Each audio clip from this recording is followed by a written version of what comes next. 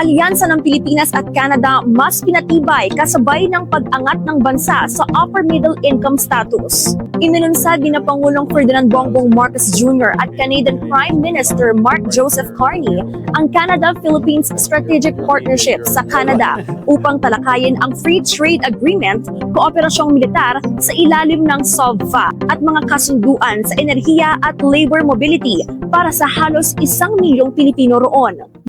President Marcos, Good day, everyone. great honor, a great pleasure to welcome you to Vancouver in an official capacity, welcome you back to British Columbia.